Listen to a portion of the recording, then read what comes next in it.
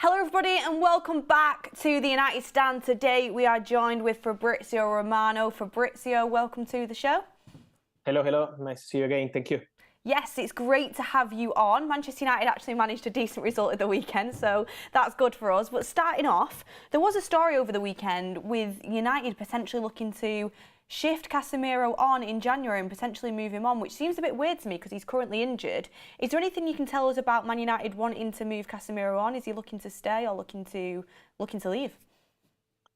No, look, from what I heard, a lot of these stories were around already in November, end of November. What I always been told is that at the moment there is absolutely nothing guaranteed in terms of Casemiro exit for the January window. Of course, in case they receive a very important proposal, maybe from Saudi, this could change. But at the moment, there are no negotiations at all between Casemiro and any Saudi club, not even with Paris Saint-Germain. I saw some rumor about PSG as they're looking for a midfielder in January. But at the moment, there is nothing with Casemiro. So the situation remains very quiet. I think Casemiro remains an important player for Erik ten Hag. The relationship is still good between them. And so at the moment, I don't see any change. The only way to change this is with a very important proposal for the player, especially maybe from Saudi. But again, at the moment, it's not something concrete.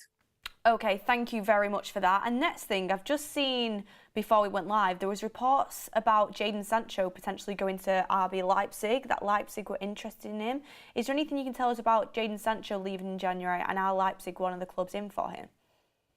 Yeah, the only way for Jadon Sancho at the moment we know is to apologize, and this is not happening, still not happening. So the expectation remains the same, remains for Jadon Sancho to leave Manchester United, to look for another opportunity. Basically, what all the clubs are waiting for is Manchester United to decide what they want to do in terms of formula of the deal. Because, for example, when Juventus arrived in November, the answer from Man United was, we still don't know what we want to do in January with the formula of the deal for Jadon Sancho. And same now with these rumors on Borussia Dortmund or Red Bull Leipzig. Is always the same. You can have interest, you can speak to his agents, and obviously his agents are speaking to multiple clubs around Europe to look for solutions. But at the moment, no one is prepared to offer Manchester United an important fee for Jadon Sancho. So that's why it's important to understand if Man United will be open to maybe a loan deal with a buy option covering the main part of his salary, or if they only want the player to leave on permanent transfer. This is the crucial decision to make. And I think it's going to be important to see the new people in charge of Manchester United, what they will decide to do for the January transfer window, the people decided by Sir Jim Ratcliffe, because obviously now there is still people in charge. But when they will change the structure, the decision on Jadon Sancho is going to be a very important one for Manchester United. So, for example, Juventus are waiting, German clubs are waiting, but at the moment I'm not aware of a concrete proposal from Red Bull Leipzig yet. Is there potential he does stay at Manchester United, or can that not happen? Only way is to go at Carrington and say sorry to the teammates, say sorry to Erik ten Hag, and say sorry to the coaching staff too. And coaching staff is not a detail. So they only want this. This is the only way. And I think it's very clear. It's public from Erik ten Hag. So that's the position. But since September, Sancho has not changed his mind. So I think it's quite difficult. Okay, thank you for that. Next up, I wanted to talk to you a little bit about the takeover. Obviously, Sir Jim is looking to be announced soon. One, is there any news on the announcement? And two, it was reported earlier today that Dan Ashworth, Newcastle's sporting director, is the main candidate for the sporting director job at Manchester United alongside John Murtough. Is there anything you can tell us about that happening? There are many candidates because Sir Jim Ratcliffe and his people at Ineos are speaking to different people internally, so they are still deciding who is the right man. We have to understand also from what I'm hearing what kind of structure they want to build. Only one director or maybe two people or three people in charge to help in different areas of the club and to manage something also for the future. So, for example, someone who's taking care of the young players, someone who's taking care of the loan deals, or the same person doing everything. There is still this internal discussion ongoing. This is why we had rumors on Paul Mitchell, who is a candidate for sure. This is why Dan Ashworth also, who is doing an excellent job at Newcastle, and this is why he's obviously appreciated by some people at Ineos, that's for sure. But it's nothing decided yet because there is still an internal conversation on who is the best candidate and what kind of structure they want to build. So everything is ongoing. I understand the frustration for Manchester United fans because it's more than 1 year now speaking about this takeover and speaking about how this could look like with new people in charge. So it's taking a lot of time. But I'm sure that Sir Jim Ratcliffe is working on that. He's taking care of the future of Manchester United in terms of the structure to build. And Dan Ashworth would be a fantastic appointment, but I'm not aware of anything at advanced stages yet. Perfect. Thank you for that. Next up, talking a little bit more before we get onto summer transfer windows, sorry, not summer transfer windows, January transfer windows, about players that are at the club, and it's Raphael Varane. According to reports, he's hoping to trigger his one-year extension in his deal, but he was worried that he was potentially getting forced out of United in January. Is it looking more likely that Man United will trigger that and that he will stay? Yeah, at the moment it's not decided yet. That's the reality. But Rafa Varane is being super professional. He was suffering a lot from the situation, because to see a player like Raphael Varane on the bench, I think it still feels incredible to see Varane out of the rotation for a long time. And then we saw what kind of performance he had yesterday. And in general, he's always been super serious and professional. So Rafa Varane had the possibility to go to Saudi in the summer. It was end of June, beginning of July. And he didn't want to enter into an advanced conversation because he wanted to stay in Europe, to continue Manchester United. He trusted the project. He trusted the manager. So Rafa Varane is very happy about Manchester United in general, but of course he wants to play. So I think the next weeks are going to be important. In case he will return on the bench, for Rafa Varane, the possibility to leave Manchester United remains open. So I will keep the situation absolutely open. But in terms of triggering the extension clause, at the moment, he still doesn't have any news from the club. And he's just trying to be professional as possible, waiting for Manchester United decision. And in case he will leave on a free, he would have plenty of options, I'm sure. So it's a very open situation with Rafa Varane. But let me say that he was really suffering from the decisions of Erik ten Hag. So he wanted to be competitive. He tried his best. He's now back in the starting 11, obviously with some injuries, but he remains a player who is always super professional. Yeah, he was absolutely brilliant yesterday, as all Man United fans will, and other football fans would be able to tell you. He was really good. But moving on to positions that Man United might be looking at in January, there's talks, we've talked about a little bit about Guirassy and Timo Werner, potentially options for Man United as a striker. Are Man United still looking at them options for a striker in January? Yeah, they are. They are still discussing some possibilities. They had conversations with representatives or intermediaries taking care of those deals for players like Donny Malen, who wants to leave Borussia Dortmund, who wants to try a new experience. And so Malen could be a possibility. He has now new agents, SEG agency, a very strong Dutch agency, who's really close also to Erik ten Hag. So Donny Malen could be a possibility. Timo Werner could be a possibility too. Timo Werner is open to considering options around Europe, and he would be open to return to Premier League in general, not just to Manchester United. So these are two names for sure. And then there is Guirassy. Guirassy is probably the typical opportunity for the January market with this release clause, which is already valid. So it's all good to go in case any club want to go there and pay 17.5 million euros to Stuttgart. The German club is really trying to push the player to stay at the club and then leave in the summer transfer window, so to complete the season at Stuttgart. So there is this conversation between Guirassy and Stuttgart ongoing. But Man United spoke to representatives of all these three players. That's for sure. So the conversation was there. They are looking at options. I think it's going to be important to see what happens with Anthony Martial in the January transfer window, to see what kind of player Man United want to bring in. Because obviously, if you have Martial and Højlund, and to bring in one more player, that could be complicated. So I think it really depends on the future of Anthony Martial, who still doesn't have any news from Manchester United on the extension clause, or any decision has not been made or has not been communicated to the player. The player is still there waiting. So let's see what happens with the striker, but the conversations are still ongoing, yes. Thank you for that good update there. And then on centre-backs, that's another thing that we were looking at. Is there any chance that Man United go for the likes of a Todibo in January, or any other positions that Man United are looking at for the January window? Centre-back for sure. So the guarantee is that Manchester United are looking at centre-backs. They're quite happy with the recovery process for Lisandro. It's going very well, so he's close to returning, and this is an excellent news for Man United, because obviously he's absolutely needed. So that is going to help, but Man United are looking at options for centre-backs in January. Todibo is one of them. Not the only one. There are also other names. Some of them are really complicated to sign in January. Players like Antonio Silva or Gonzalo Inacio. These are all players appreciated by Man United, but it's super complicated. Another player they've been scouting for a long time is Edmond Tapsoba at Bayer Leverkusen, but he's not leaving in the January transfer window, and it's a very complicated option. So I think they will look at opportunities in January, and then a big name as new centre-back in the summer transfer window will join Man United, because from what I'm hearing in the internal conversation involving Erik ten Hag, they already mentioned at the end of September, beginning of October, the intention to sign a very important centre-back in the summer transfer window. Is there any other positions that United are looking at now, or will the rest be in summer, do you think? I think at the moment is still quiet. Maybe a midfielder in case they can find an opportunity, but I think it also depends on how and when Mason Mount will be back with the squad. So at the moment, it's not something imminent. I think the priority is going to be centre back to look at opportunities for the striker, and then maybe in the final day something else based on what's going to happen also with the injured players and the opportunities, as it was 1 year ago with Marcel Sabitzer. It was a last-minute opportunity, and Man United decided to go for that. So I think they could have that kind of opportunity in the midfield, but the focus is going to be centre-back, position number 1, and then maybe something in the attacking positions. Cool. And then talking about loan deals, obviously there's a lot of talk around Amrabat. Man United paid quite a big fee for him on loan, but some Man United fans thinking, is he going to stay at Manchester United permanently? Are we going to send him back after his loan? Maybe he's not hit the heights that maybe some people thought he was going to. So is the current plan to sign Amrabat, or is it still kind of like that trial period for Man United? No, it's not decided yet, and it's not something that will be decided now. I think this is something that Man United will decide like in March, in April. It will take some time. They also want to give some time to Amrabat. We should remind that Amrabat basically joined Manchester United in September, so it's not even 3 months that he's in Manchester United. It's going to take some time. He had a difficult pre-season because he was almost never playing for Fiorentina. He was not with the squad, so it was a difficult summer for Amrabat because he was waiting for Man United. So people at the club are respecting that. They know that it's probably taking some more time to see the player 100% fit and ready. Also, the physical condition for a player like Amrabat is absolutely crucial.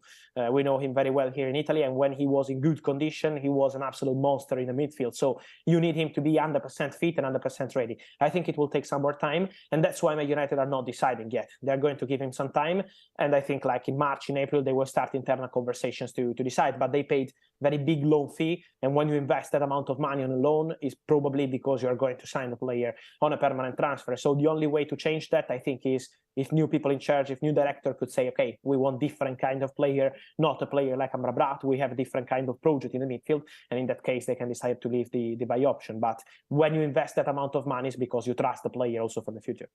Yeah, I think patience is key, especially all things considered about him, like you said, joining very late to Manchester United. And then on other loans, Pellistri and Ahmad, both players that are looking to develop and have obviously got big potential. Pellistri in and around the first team now. Ahmad's just coming back from injury. Do you think these are two players that are likely to go on loan in January? And is there any clubs that have already been kind of scouted for them? A lot of clubs, really, a lot of clubs want Pellistri and Ahmad since a long time. Already last summer, many clubs wanted to sign these two players on loan, and I think it's obvious they're very talented, so it's normal to see so many clubs interested in having them even for 6 months. For Ahmad, it still takes some time. Now he's back in training, but takes some time to see him fit and ready. So I think this is something they will decide in January. And for Pellistri, for Man United, the priority remains always to extend this contract. It's something that they are discussing since March, since April. Then it took some time because he changed a bit his situation around him in terms of agents. His agent remains, but working with a big English agency in a partnership. So this is why the conversation has slowed down. But then they're still speaking. For Man United, the plan is to extend this contract and then decide on the loan possibility. I think it also depends on what happens with Jadon Sancho. So Man United will make a decision on Pellistri as soon as they know on Jadon Sancho's future. Perfect. Thank you very much for that. Next thing I wanted to talk to you a little bit about is Onana definitely going to AFCON? Do we have any confirmation on that? I think he is. At the moment, it's not something that is being communicated to Manchester United from player side, but I think he's going. So that's the plan, that's the idea. And I don't think Man United are really scared about that because they think that Bajendir is not just a backup goalkeeper. They think they signed a very good backup goalkeeper, a guy who's been very serious in training, very good. So they have very positive impressions and feelings on this player. So the idea is that Bajendir can do his job in January for Manchester United in case everything will be confirmed with Onana. So still waiting for the formal steps, but the expectation is for Onana to go there. In terms of Jeremy Frimpong, he's doing very, very well. And like I saw you tweet out about his release clause that becomes active. Is it in January or summer? No, he's valid only in the summer. Only in the summer? Well, yeah. Jeremy Frimpong, his release clause is active in the summer then. But he's obviously been a name that's been linked to Man United before. Wan-Bissaka hasn't had his deal extended yet. Is that something Man United could revisit as a potential right-back option? He's always been in the list of Man United, always. He's always been a player appreciated by people in the scouting department, so I would not be surprised in case they return and try to negotiate for Frimpong. I'm not aware of any discussion now. He was a name they discussed in November last year, before the World Cup. Then they decided to continue with Wan-Bissaka. You remember at that time, Wan-Bissaka was almost out of the project, and everything changed for him in a couple of months. But now for Frimpong, I think Bayer Leverkusen are not going to accept anything in January. This is likely to happen in the summer, his transfer. There are many clubs interested. The clause is 40 million euros. He's doing fantastic because he has an incredible number of goals and assists. So he's doing really great. I would not be surprised, honestly, because from what I'm hearing, the player would be really keen on a Premier League experience. So he's really open to that. Let's see. And then last but not least, before I let you go, Erik ten Hag's position at the club. There was rumours about Graham Potter coming in with Sir Jim, but also other rumours about Ten Hag getting a new contract. What is the situation with Ten Hag and a new contract and his position right now? Nothing has been discussed in terms of new contract, and nothing has been discussed in terms of new manager. So I think it's very clear, and it's also very smart from Sir Jim Ratcliffe to let him work, to let him do his job. Obviously, they want to see results, they want to get in touch, they want to speak, so there will be a conversation. But I think this is going to be very normal. They will give him some time, they will see how he works, they will try to work all together, and then they will make decisions also based on results. But at the moment, they are not speaking about new contracts, and they're also not speaking to any other manager yet. Perfect. Thank you very much, Fabrizio. Great updates as always, and hopefully we'll see you soon throughout the January transfer window as well. Thank you. See you soon. Thanks Bye. a lot. Bye. Thank you. So that was Fabrizio Romano talking all things Manchester United January transfer window and not only January transfer window, but Manchester United news in general. Some great updates from Fabrizio there. Onana looks like he's going to AFCON. The way that Romano spoke about that, basically to me, seems like 99.99999% that Onana is going to AFCON, but Manchester United are confident in Bayern being able to come in and do that role. Do you think that there's a world in which Bayern comes in when Onana goes to AFCON and potentially takes the #1 spot? I mean, he has the #1 jersey.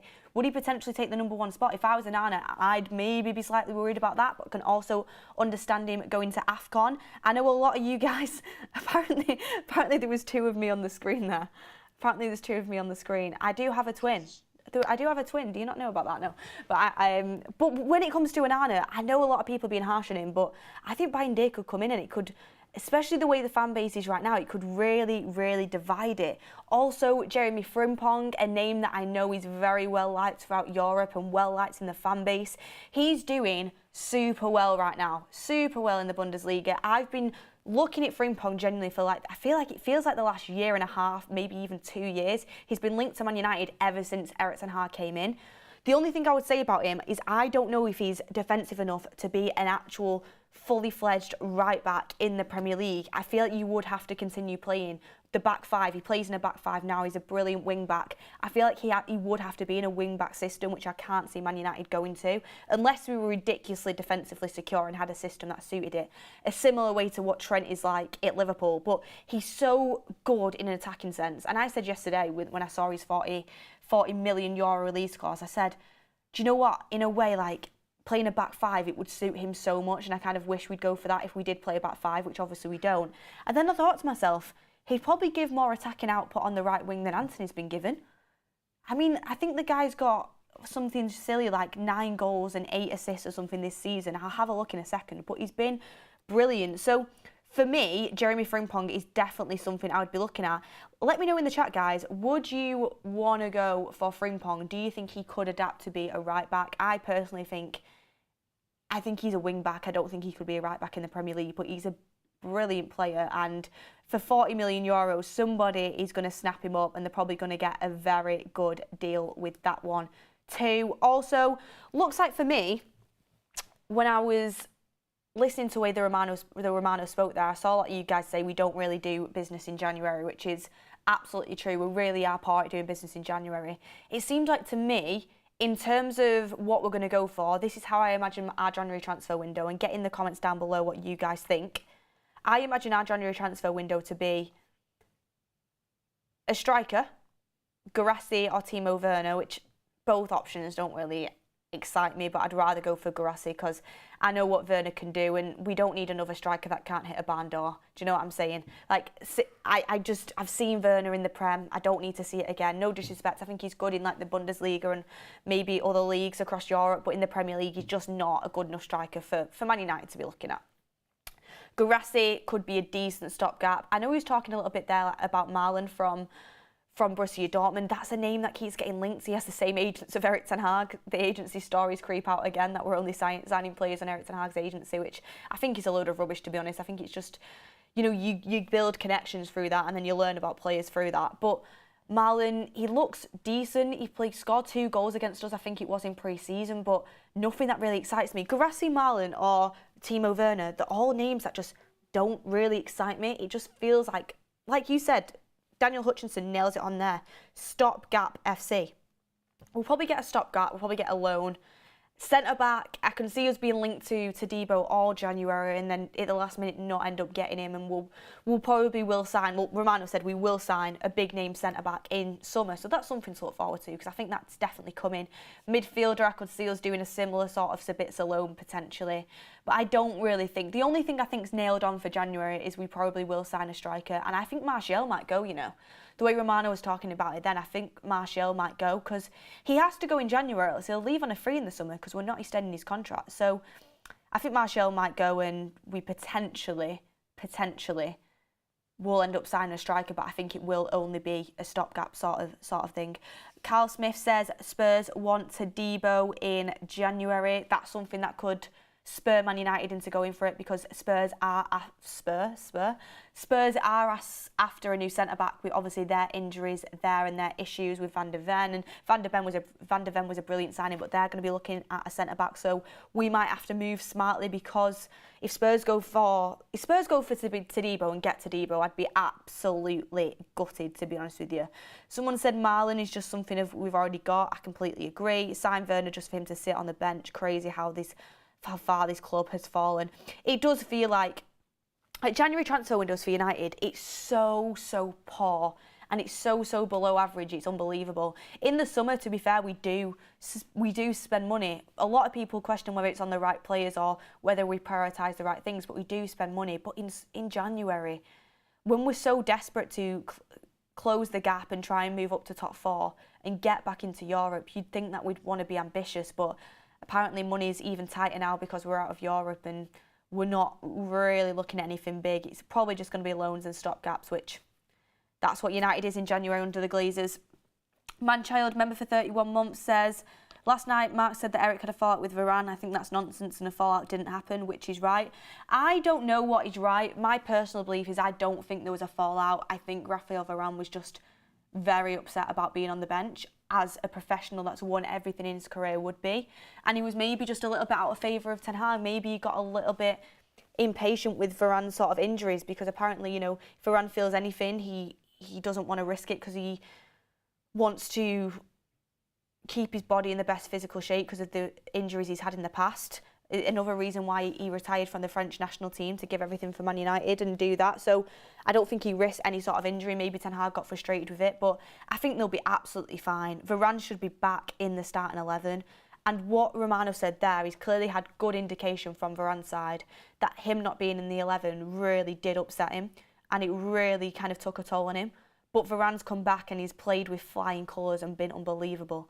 And I'd be worried if a player of that stature wasn't upset about being on the bench. He's won Champions League, he's won everything there is to win in the game, he's won a World Cup. Of course he's going to be frustrated with that. He knows how good he is and he knows how good he can be. He's come back into the team with an excellent professional attitude, just like Romano said, and he's been brilliant. So I don't think there's any fallout really. I think it was just an out of favour situation. So Greg Frost says buying day will be fun. It'll be interesting because when Onana's definitely going to AFCON, Romano basically said that 99.9% I would say on that one, if we can get a 99.9% club t-shirt going. And buying day will be interesting. I know Onana's had a shaky start and will not be surprised if there's massive divides in the fan base after that stint of Onana at AFCON and Bayindir in the first 11 that people will say Bayindir should start. That's going to be another divisive conversation throughout the fan base, which I will look forward to because I hope Bayindir is good. We need the best players playing for Man United and I hope he is good and he does a good job when he comes in. It's going to be interesting.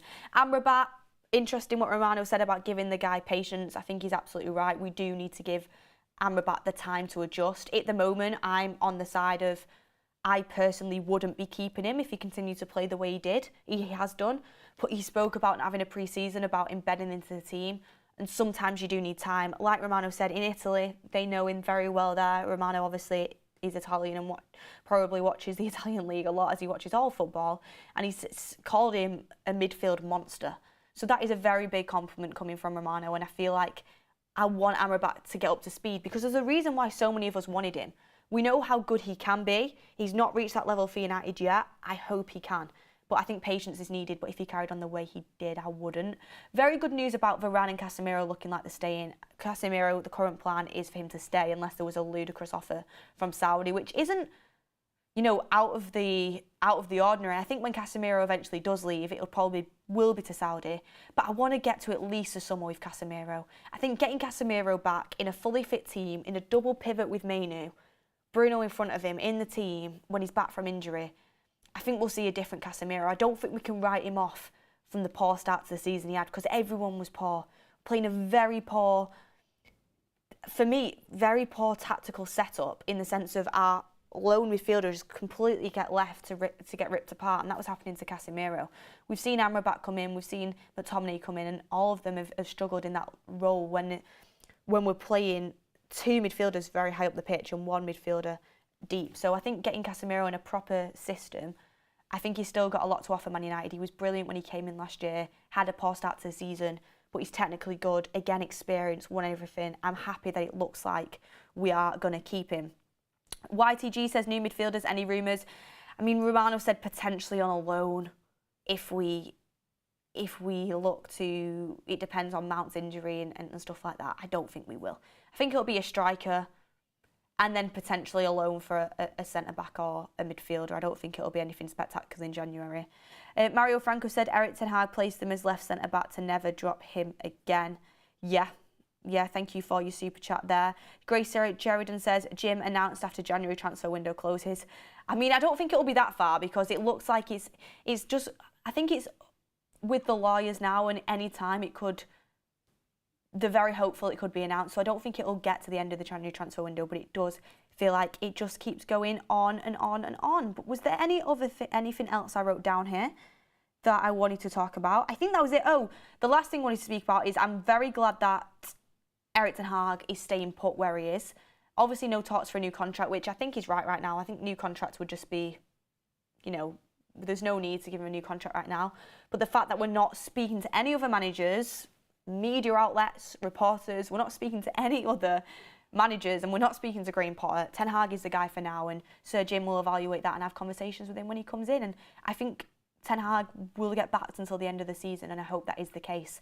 Last but not least, Amad and Pellistri. I think Amad definitely needs to go on loan, because I don't think we'll see him really get much of a run in the starting 11 between now and the end of the season, especially considering the lack of games we've got with no Europe and we're out of the Carabao Cup. I think Amad needs to go on loan. I think it'll be the best for his career, and hopefully he can go on loan, have a good second half of the season, come back in pre-season and try and prove himself as a starter and definitely a squad player for Man United.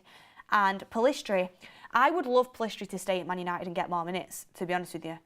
I think he's good enough. Romano keeps talking about pushing for a Pellistri, extending his deal. Man United want to extend his deal. We'll play him more if you want to extend his deal.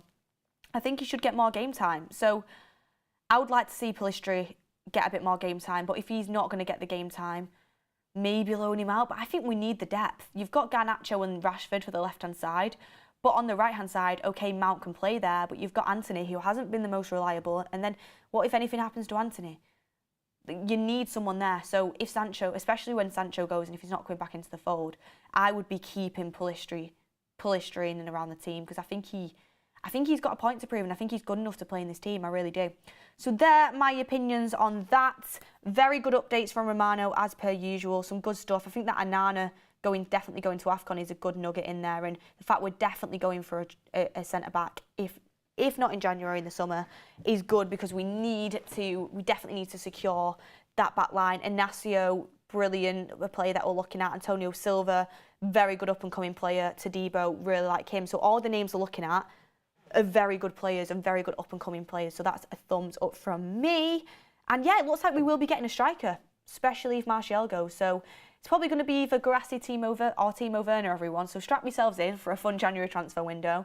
But thank you, everyone, for getting involved with the show. Thank you for the super chats, and thank you to Romano. Hit a like on the video if you enjoyed it and you want Man United to spend some money in January. We will see you on the next one. Everybody have a lovely rest of your day. Ben Foster is coming up shortly.